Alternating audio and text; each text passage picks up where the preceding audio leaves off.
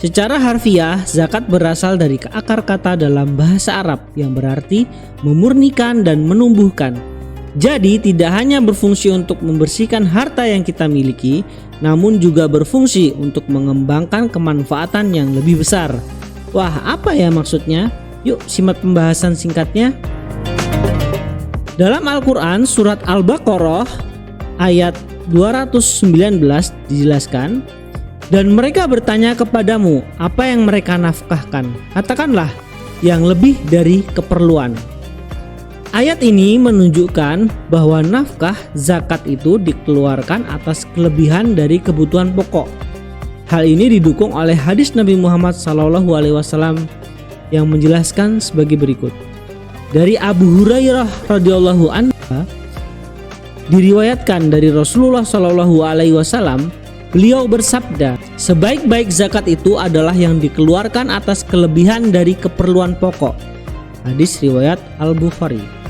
Zakat mal merupakan zakat yang wajib dikeluarkan oleh setiap muslim yang memiliki harta melebihi nisab atau batas minimal dan telah mencapai haul atau masa kepemilikan selama 1 tahun Hijriah.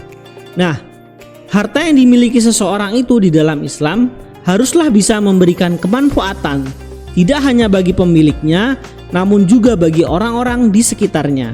Itu yang pertama. Yang kedua, Islam memberikan batasan bagi seseorang agar tidak berlebihan dalam menimbun harta. Oleh karena itulah diberikan perintah zakat. Misalnya saja orang yang memiliki harta berkilo-kilo emas, tanah, bangunan yang kesemuanya bersifat tabungan atau investasi tanpa digunakan atau diputar sebagai modal usaha, maka ia akan terkena zakat mal yang besarnya tentu lebih banyak ketimbang ketika harta tadi diputar dan digunakan sebagai modal usaha. Ketika digunakan sebagai modal usaha atau berperan dalam proses produksi, maka hasilnya sajalah yang akan dizakatkan, kecuali jika modalnya sendiri itu berlebih. Hal ini menjelaskan bagaimana ekonomi Islam itu sejatinya. Ia tidak akan membiarkan harta tertumpuk pada satu individu saja, atau hanya berputar di kalangan orang-orang kaya saja. Mereka, orang-orang yang dianugerahi harta oleh Allah Subhanahu wa Ta'ala, harus membayar jumlah yang besar jika hanya menumpuk hartanya saja. Oleh karena itu, orang-orang kaya ini kemudian pastilah berpikir lebih baik mengolah kembali kekayaan yang mereka miliki sebagai bagian dari proses produksi atau usaha.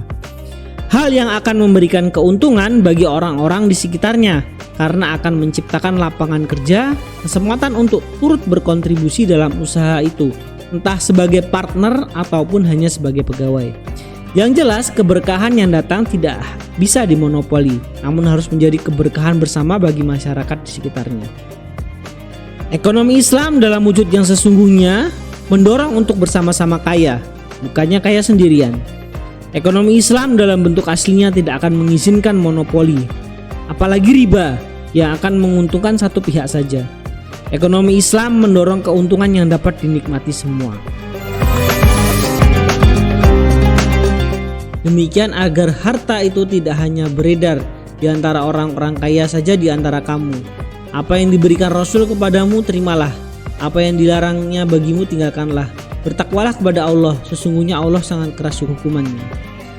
Ekonomi Islam tidak dibangun atas landasan riba yang akan memperbudak. Ekonomi Islam dibangun atas kerjasama dan dengan tujuan keuntungan dan kemenangan bersama.